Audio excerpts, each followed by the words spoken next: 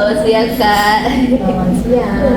Sebelumnya saya ucapkan terima kasih banyak atas kesempatan yang sudah Kakak berikan di tengah kesibukan ini, bisa nyempatin waktunya untuk berbincang dengan saya. Oke. Izinkan saya untuk memperkenalkan diri. Nama saya Farisia Ismarida Utara dari kampus di Politeknik Tenaga Kerjaan dengan program studi D3 Manajemen Sumber Daya Manusia.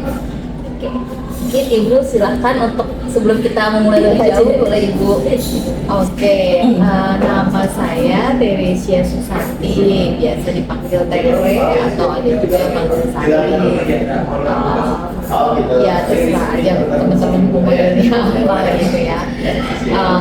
Sekarang bekerja di Allianz Global Investor, salah satu aset manajemen di Indonesia. Posisi sebagai human resource manager. Terima kasih Kak. Jadi mungkin dari berdasarkan LinkedIn yang Kakak berikan, saya sempat baca juga sudah dari tahun 2012 sudah ada di bidang HR ya Kak. Iya. Cukup lama sekali Kakak seperti sangat cinta banget nih sama bidang HR.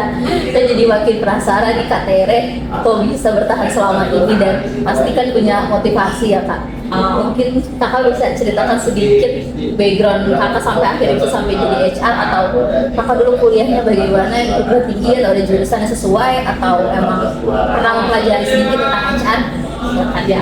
Oke, kalau ditanya apakah pendidikan latar belakangnya sesuai atau enggak, iya dan enggak. Jadi awalnya memang aspirasinya kayaknya pengen bantuin orang dulu gitu ya.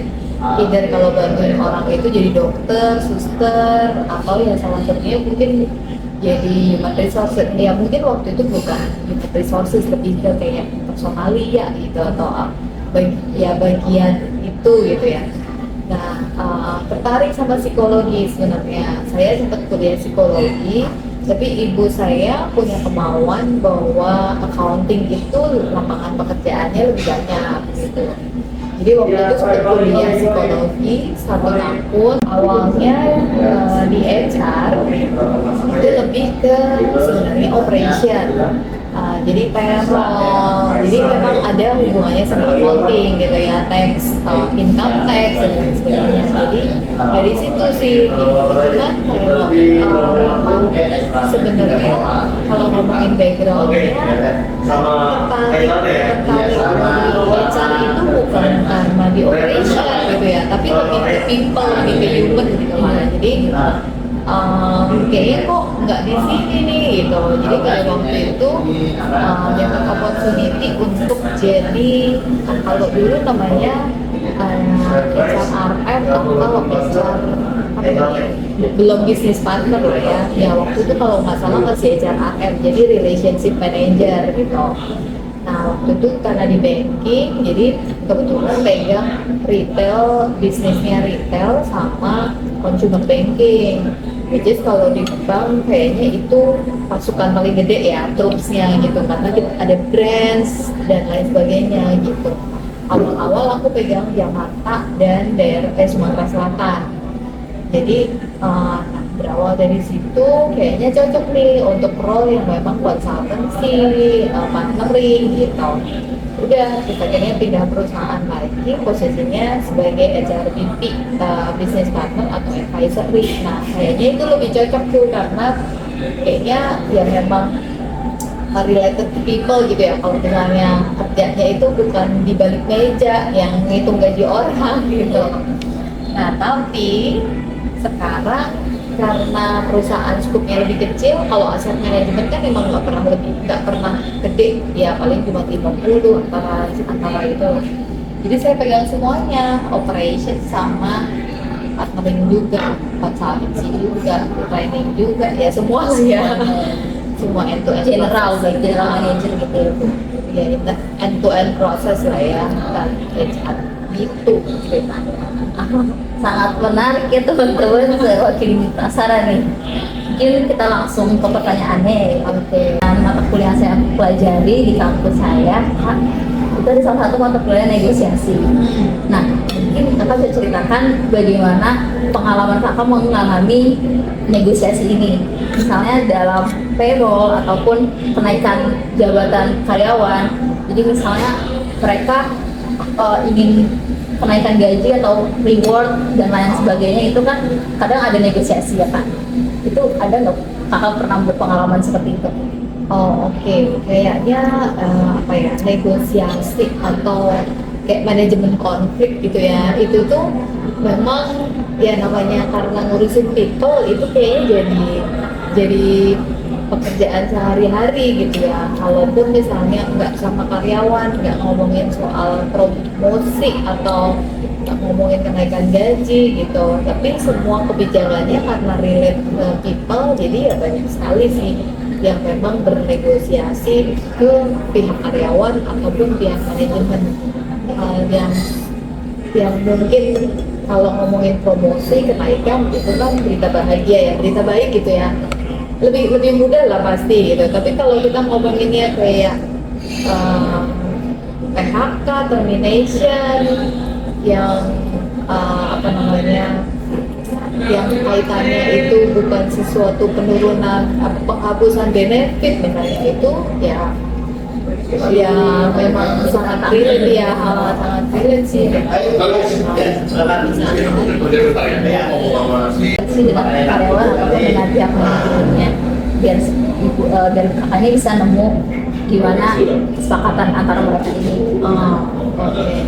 Kalau ngomongin soal yang tadi, ngomongin berita baik, misalnya mau kenaikan gaji gitu ya, mau sekecil apapun, itu kan tetap sesuatu yang baik ya. Paling kan mereka gini, kenapa kok kita perlu negosiasi atau ada konflik, itu kan pasti ada perbedaan kepentingan nih gitu ya. Dari karyawan ya maunya semuanya terpenuhi gitu, tapi dari manajemen kan mereka punya budget misalnya, punya budget itu yang kadang manajer ini seringkali kayak apa ya, semua yang hubungannya sama karyawan, semua yang hubungannya sama orang, sama people, HR, selalu kan defaultnya begitu. Jadi kalau ada konflik apapun ya udah lempar ke HR nih, HR bilang apa baru nanti akan mereka, ya kan bukan pekerjaan mereka gitu ya, selalu kan begitu. Nah sama kayak misalnya kita punya kenaikan gaji limitnya sedikit gitu ya, maksudnya contohnya sekarang aja inflasi kan juga nggak tinggi gitu, tapi mereka merasa bahwa beban pekerjaannya tinggi dan orangnya makin sedikit gitu kan. Tapi sebenarnya kan dari sisi perusahaan mungkin belum, kan kita sudah memfasilitasi juga dengan teknologi gitu, harusnya itu bisa dimanfaatkan supaya lebih efisien. Nah itu kan ada part negosiasi juga. Oh kalian sebagai manajer juga harus bisa mengerti kalau misalnya karyawan yang memang performance-nya biasa aja, yang diferensiasi gitu, nggak perlu dikasih bagus juga gitu. Siapa yang memang mau dianggap sebagai talent atau kalian mau nah itu mungkin yang lebih diprioritaskan dengan budget yang ada gitu ya, contohnya begitu. Tapi kalau mungkin yang berita kurang bagus nih, kita mau ada reorganisasi gitu ya, ada perampingan perusahaan lah gitu, yang dirasanya sebenarnya role ini tuh redundant dengan yang lain. Nah itu kan bukan hal yang gak mudah ya, karena dari sisi karyawan merasa bahwa kenapa mesti saya yang dipilih, bukan dia gitu ya, bukan bagian lain gitu. Nah ya itu gimana kita bisa mendengarkan tapi bisa mengambil jalan tengah sih. Seru banget, saya makin penasaran juga. Nah, mungkin jalan tengah ini saya sempat pelajari juga, Kak. Itu ada sebutannya namanya BATNA, Best Alternative to Negotiate. Ya, itu mungkin salah satu contoh BATNA tadi Kakak yang udah sampaikan. Saya tadi mulai soal BATNA, tapi disampaikan sama Kakak di kampus, saya langsung kami sama kayak BATNA. Kalau pernah dengar nggak BATNA itu? Ya.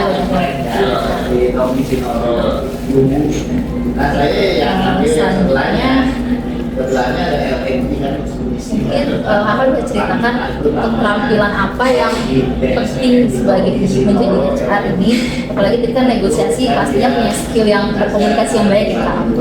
Nah mungkin ada nggak Kak yang bisa menunjang negosiasi ini berhasil atau sukses dari keterampilan yang kita miliki? Kalau HR pastinya apalagi kalau online ya, yang online juga maksudnya operasi juga maksudnya itu yang pertama ini paham mengenai regulasi dulu, mau regulasi di HR gimana, undang-undangnya sekarang gimana gitu, apalagi sekarang ada banyak perubahan gitu ya, itu paham dulu tuh untuk jadi kita apa sih dasarnya kita mau apa misalnya manajemen mau memutuskan A atau B atau C, itu pun kita kan pasti ditanya ya apakah ada masukan, ada input, ada concern dari HR gitu ya. Nah itu kan kita pasti masuknya dari sisi memang basic knowledge mengenai HR dulu gitu ya, regulasinya seperti apa.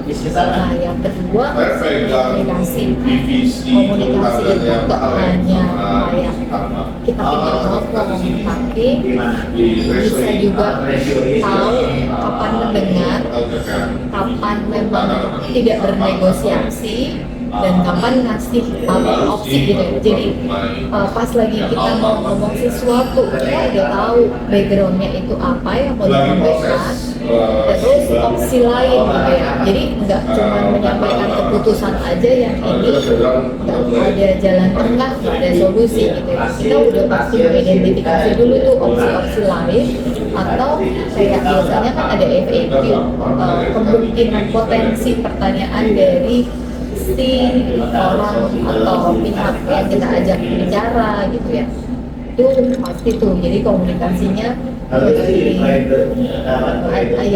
ya tahu bagaimana caranya untuk ada solusi kah gitu, atau kita nggak ngomong bahwa oh ya ini keputusan manajemen sekian titik gitu ya, kan nggak gitu. Jadi bisa itulah bisa mengidentifikasi masalah dari ngasih solusi.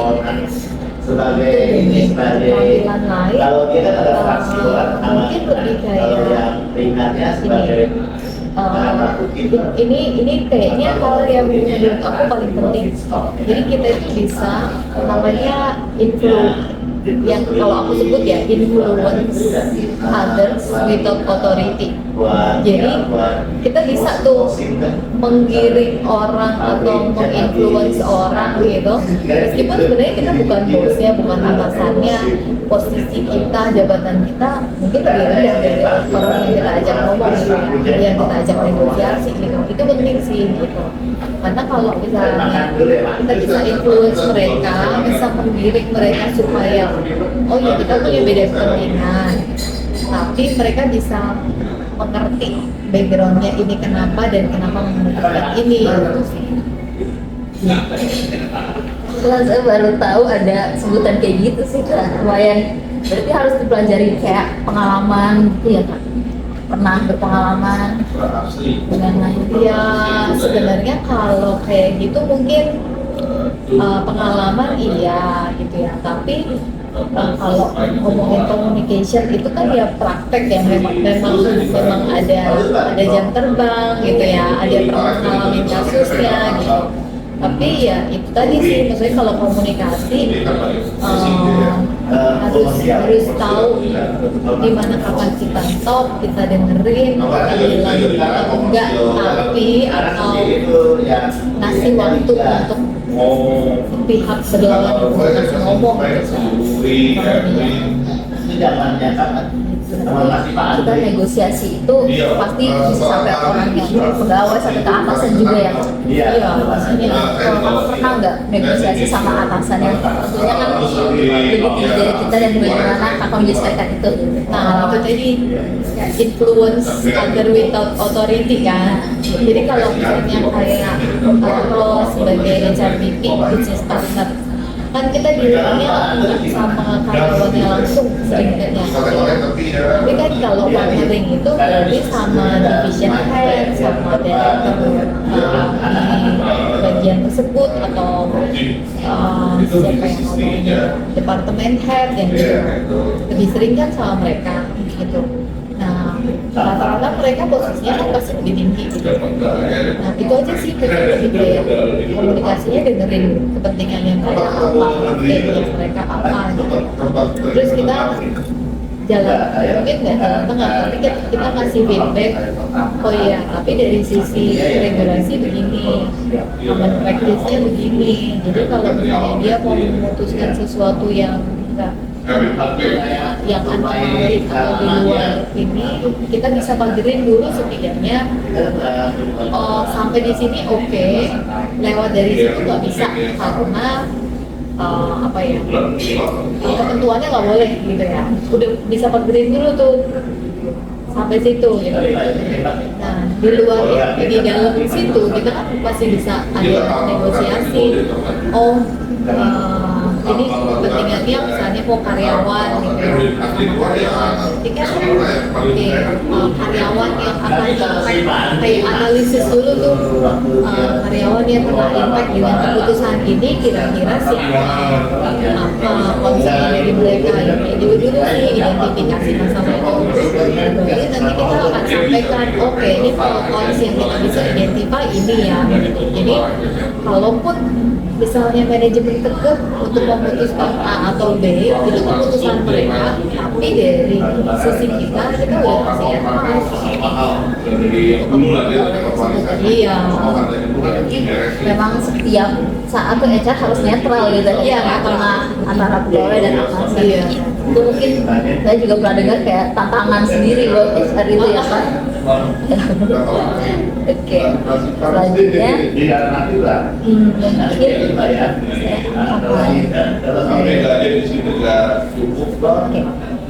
bagaimana pandangan kakak mengenai tantangan negosiasi dengan pihak eksternal? Karena tadi kita kan bahas soal internal ya kak, pernah nggak ada konflik dengan eksternal yang harus kita membawa nama perusahaan kita sendiri gitu kan? Eksternal kebanyakan kalau ngomongin human resources itu berarti industrial relations ya.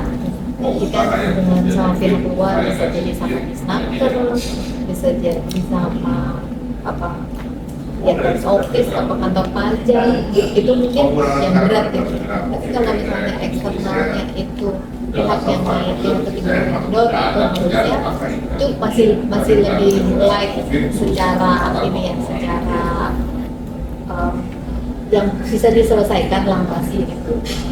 Tantangannya yang pasti kan kita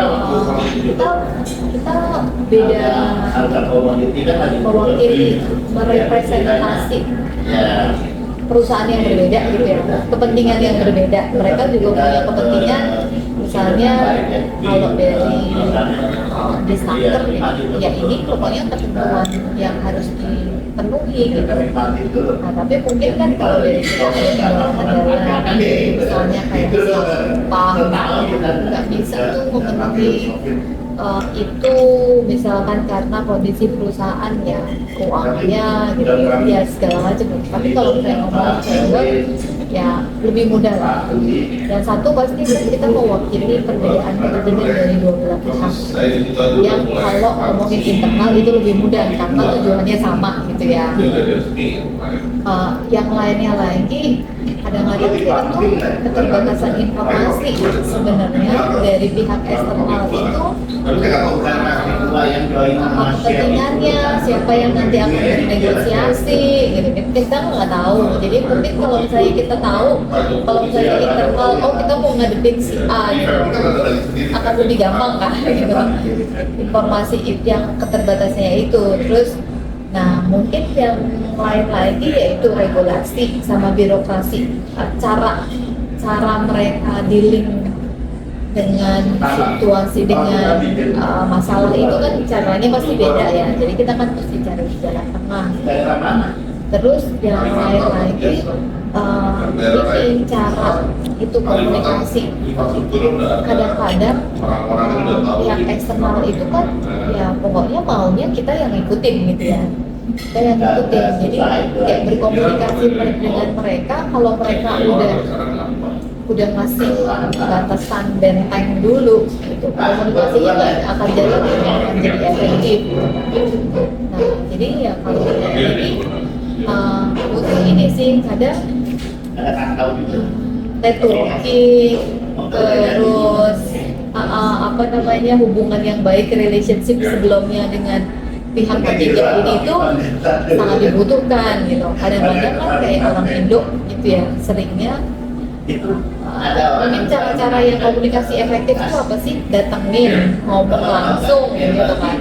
Itu lebih membuat communication barrier-nya lebih sedikit dibandingkan kita berkirim surat, tulis email, telepon gitu ya. Kayak gitu sih, maksudnya yang kayak gitu mungkin sesuatu yang lebih sering dilakukan komunikasi langsung,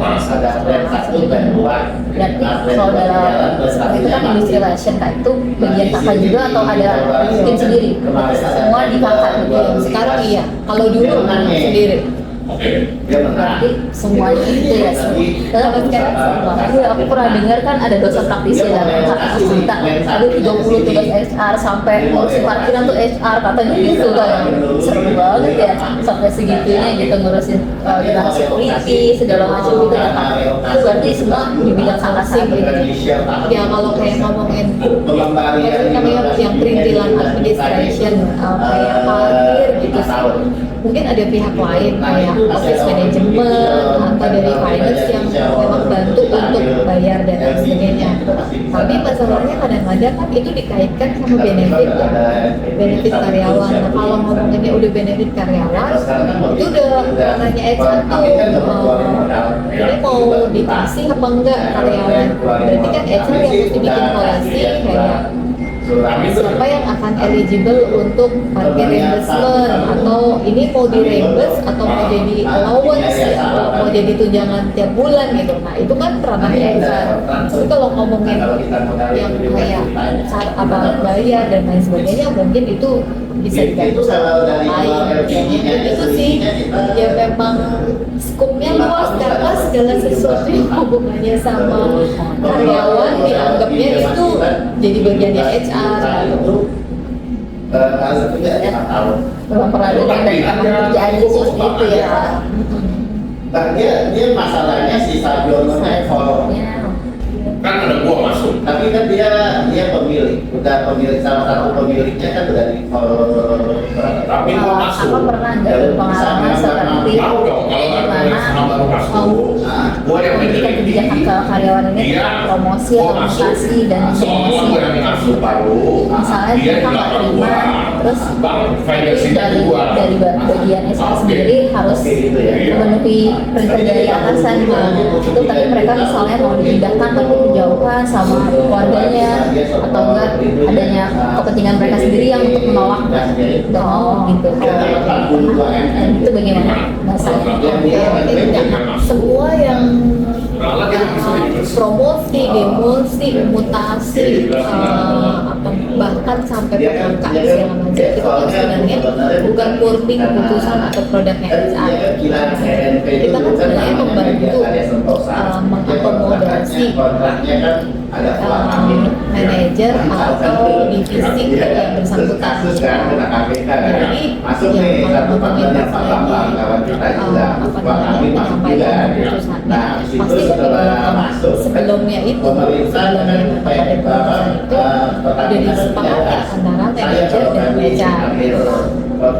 Jadi harusnya pada waktu komunikasi dilakukan dari itu lebih minimal konflik gitu ya, atau yang tapi ya memang balik lagi karena ini tuh terkait sama human sama kadang-kadang kan kita juga nggak tahu ada faktor lain yang mungkin pas kita diskusi sama manajer itu belum terakomodasi gitu. Karena kita mungkin titip informasinya nggak tahu, oh ternyata kenapa dia nggak mau pindah karena istrinya lagi hamil atau dia punya orang tua sakit yang harus diurus di sini dan lain sebagainya.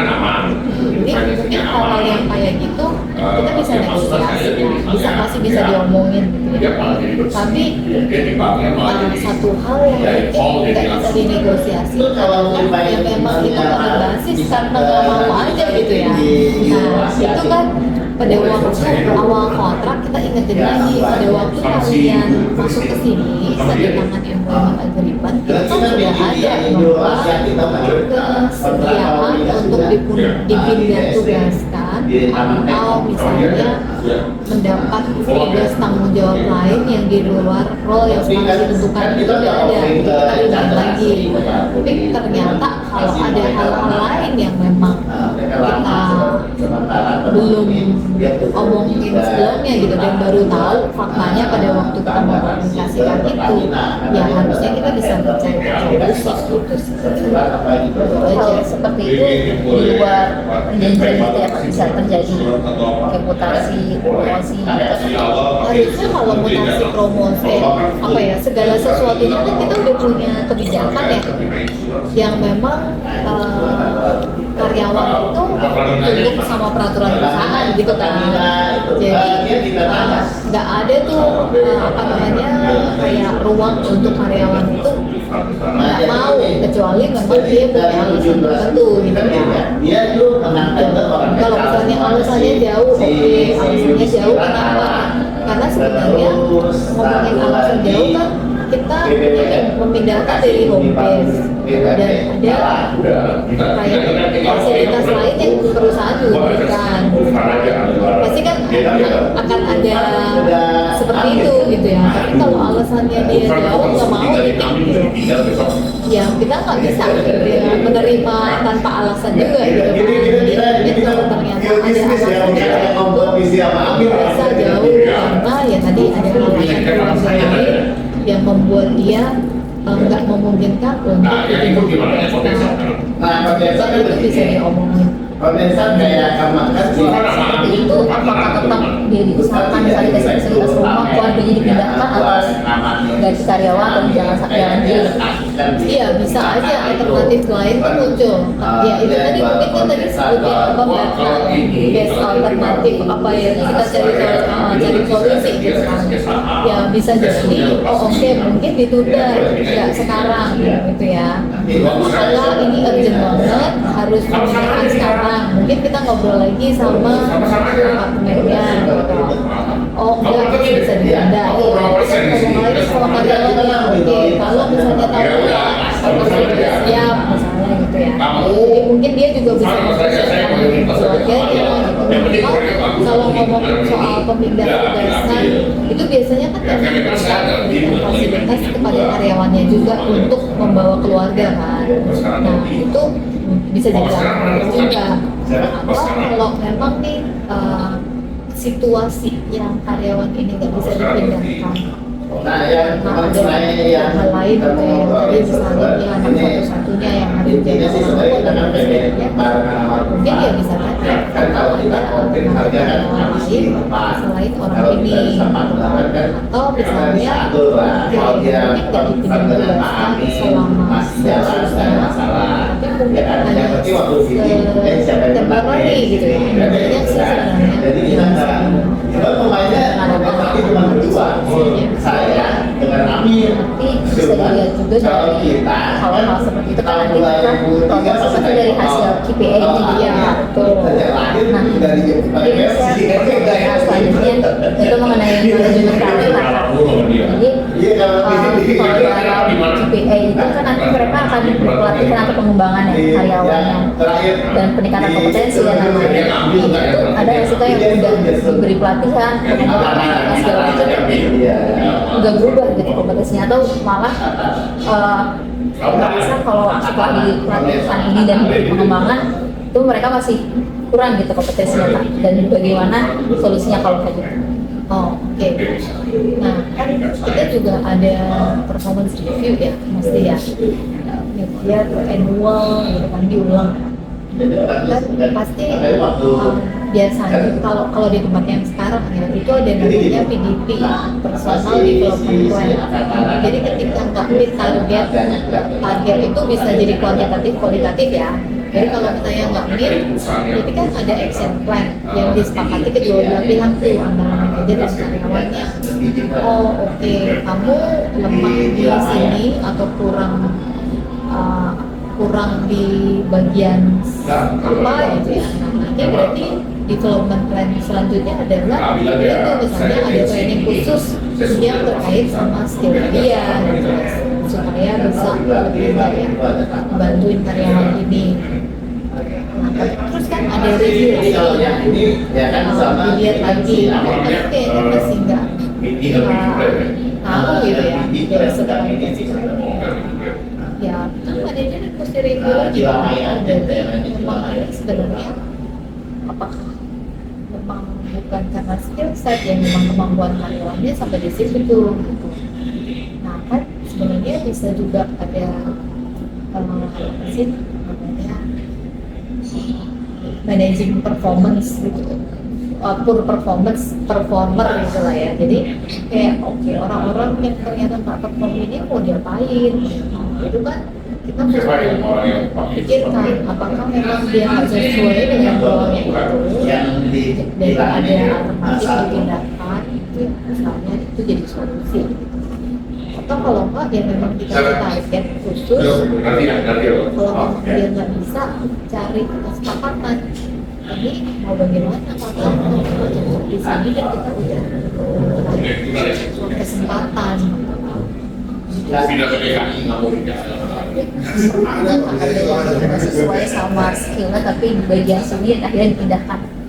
Pengalaman apa ya? Iya, ada beberapa lah ya. Misalnya kita ngomongin kayak kalau di banking, dia dipaksa jadi sales AM gitu ya misalnya. Tapi udah dicoba, udah dikasih pelatihan apa segala macam, nggak bisa jualan gitu. Berarti kan memang dia memang manajernya bukan jadi sales dan kerjaannya ya udah mungkin kan kalau di sebenarnya banyak kayak internal job posting yang opportunity kasih opportunity sebelum kita lempar ke eksternal gitu. Jadi mungkin bisa tuh manajernya bisa berjuang itu ada vacancy di tempat lain operation atau apa mungkin kamu bisa coba apply ke sana. Jadi waktu itu Ada tuh negosiasi itu kan namanya internal job posting. Jadi bisa aja kedua belah pihak manajer menyepakati oh iya dia udah interview kayaknya cocok anaknya itu dipindahkan. ya makanya mereka Biasanya mereka setuju dengan perbedaan itu atau misalnya penolakan masih mau coba bagian ini. Jarang ya kayaknya karyawan kalau udah keras maksudnya udah setahun nggak perform terus ada kesempatan lagi gitu. Kalau memang dia tetap mau di situ, maksudnya nggak ada opsi lain untuk pindah keluar gitu ya atau mencari pekerjaan di luar. Biasanya lebih memilih untuk internal job posting daripada bertahan di tempat tersebut. Karena sekarang kan kalau misalnya KPI-nya kecil, pertama misalnya dia punishment-nya apa? Cuma nggak dapet bonus gitu ya misalnya. Tapi terus kan mikir long term dong, apa ya nggak dapet bonus nanti lagi gitu, terus nanti nggak dapet kenaikan misalnya. Jadi ya udah lah kamu yang ngatur aja deh yang Menarik sekali ya Kak. Lumayan pusing tapi pasti ada aja solusinya kalau jadi HR nih. Ada ya. usia yang ribut Oke, mungkin udah di penghujung pertanyaan tadi ya Kak. Nah, terakhir mungkin dari Kakak ada saran atau masukan untuk saya mahasiswi studi manajemen SDM ya teman-teman kita semua nih dari KTR, apakah ada program atau lanjutkan aja sampai bertahun-tahun atau kayak persiapan apa nih yang bisa Kakak sarankan untuk kami? Oke, yang pasti gimana ya, yang nggak menyesal sih untuk di HR ya, karena selama ini kan di tangan saya apa sih mainannya itu orang bukan barang gitu, apa setiap hari itu pasti ada aja gitu, karena orang udah berkembang, pola pikirnya berubah, teknologi berubah, zamannya juga berubah, segala sesuatunya regulasi juga berubah gitu ya. Jadi sesuatu yang dinamis gitu sih, nggak statis yang memang kita itu belajarnya sama mesin gitu ya. Dan itu salah satu role yang nggak akan bisa digantikan teknologi ya kan. mungkin yang lain bisa tuh gitu, tapi kalau human resources ya pasti butuh human touch gitu ya. Itu mungkin yang bisa menyemangati, Motivasi. motivasi. Nggak bisa lah digantiin full oleh human, oleh mesin gitu ya, human gitu. Mungkin ada beberapa kayak misalnya data analitik atau apa yang bagian HR itu bisa tuh digantikan mesin. Tapi kan tetap aja harus ada orang yang menganalisa, yang mengkomunikasikan, yang mengimplementasikan, yang kalau sarannya kalau mau terjun ke dunia HR itu yang pasti mungkin kayak belajar regulasi, dasar-dasar gitu lah ya, dasar-dasar yang terkait dengan sekarang gitu. Itu terus communication skills sih, ngomong sama orang, kayak ngomong sama kadang aja beda industri beda. Mungkin kalau misalnya kerja di banking, di financial firm misalnya, sama mungkin di kantor pemerintah BUMN, itu komunikasinya udah pasti beda. Ada hierarki apa enggak gitu. Kayak contohnya kalau aku di Goret, kita nggak pernah tuh sebut Pak Bu gitu ya, mereka biasa. Tapi kalau misalnya saya kerja di BUMN, bosnya bapak selesai saya gitu.